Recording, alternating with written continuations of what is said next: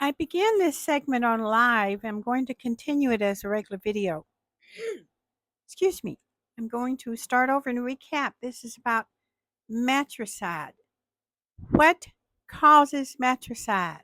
Who are the victims? Who's responsible? In any case, it is not what you think. The average matricide victim is older, from 40 to 60 years old, and sometimes even older. The children, the annihilators, are usually sons who kill their I can't say that word, who annihilate their mothers. Oops.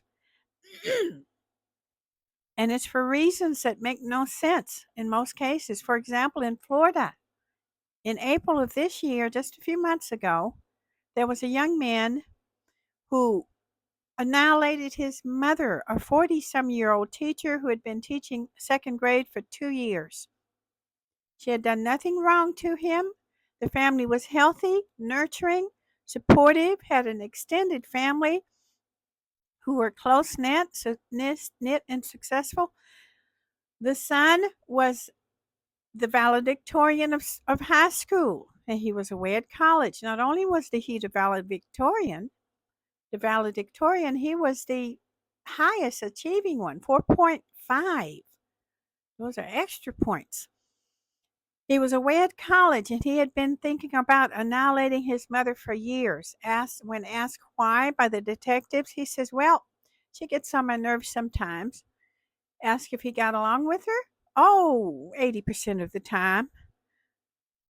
And what did she do exactly? There was no real reason. There was no real reason. So there was obviously a big defect in this young man, a big defect that was missed. No one realized he had things seriously wrong with him and had no idea what was going on in his head and his heart, because when you consider doing evil towards your own mother, who did you no wrong and only loved you, then there is something terribly wrong in your heart and your mind. Your moral fiber is corrupt. That psychopathic behavior is totally unnatural, evil, destructive. It does no good for anyone. It only harms, and in so doing, you harm the entire family. It annihilates the entire family. So this young man had no love for anyone. His own mother, his siblings, his grandparents, all of the people who suffered because of this. Now, the reason I'm doing this video is because this young man and his mother were almost me and my son. In 2017, I was almost a matricide victim, almost within a fraction of a second, and I would have been gone. And I will recap it very swiftly.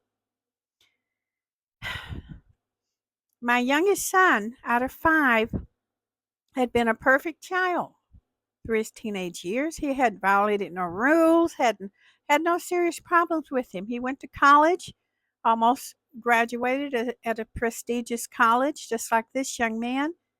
He never said anything vile to me that showed that he hated me, for example, or wanted me to be gone forever, for example. However, he did run into some problems, and I had to go get him from college, bring him home. It was mental health related.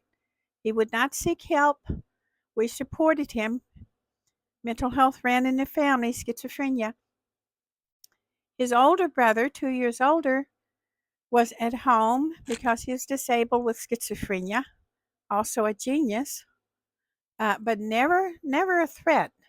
The other brother was never a threat to anybody.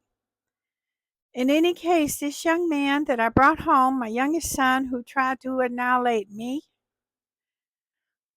refused any offers to get mental health help. When years had passed, and he was a great artist, by the way, sold art and was well known for his art.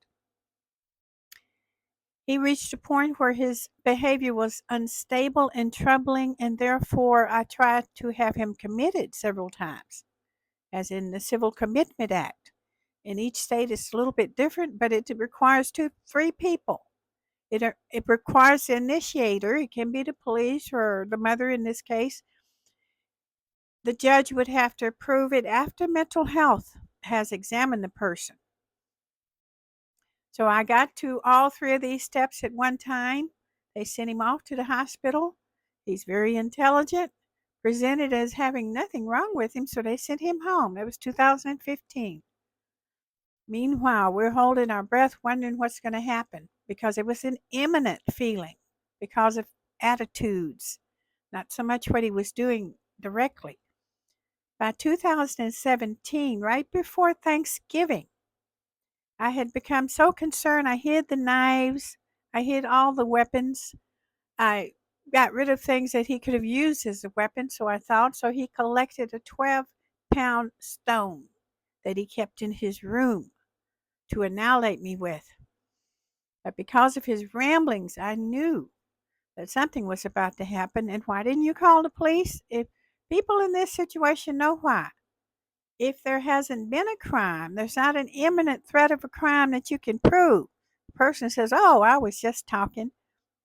And if the person appears to be fine in the moment, within the 72-hour time frame, the moment, there's nothing they're going to do. You can't get help until after you're annihilated, after you're the crime victim, then they'll get them. But before then, you're pretty much at the whim of an unstable person, which I was. He thought that I was asleep, and he's 33 years old. I was 60 years old. And he busted through his door with this rock in both hands. I hollered out for help. My other son was in the back of the house. But before he could get to the front of the house, this younger son had almost annihilated me.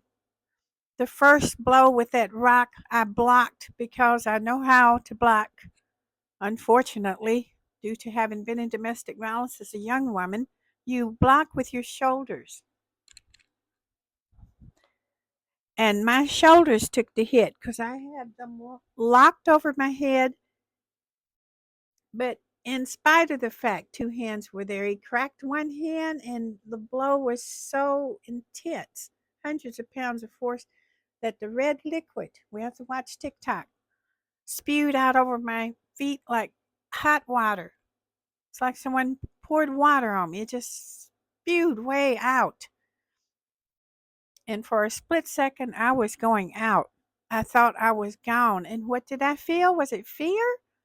The most intense feeling was a sickening betrayal by the person that you loved as a baby, as a child, you protected. A betrayal. You have been discarded and thrown away as though you're nothing. In that moment, the attack continued as he tried. I came to and blocked again, knocked a rock out of his hand. He tried to beat me to death with his fist. I warded those off. He tried to choke me. I warded that off. But by then my septum was broken. I couldn't breathe through my nose. I'd lost my hearing. I'd lost my vision. My retina had detached. I couldn't see. And the only way I had left to believe, I was gurgling red stuff. BLOOD. And the last breath I was about to take, I couldn't take a breath because as he was pummeling, I couldn't get a breath. It was in that moment it suddenly stopped. My other son saved me.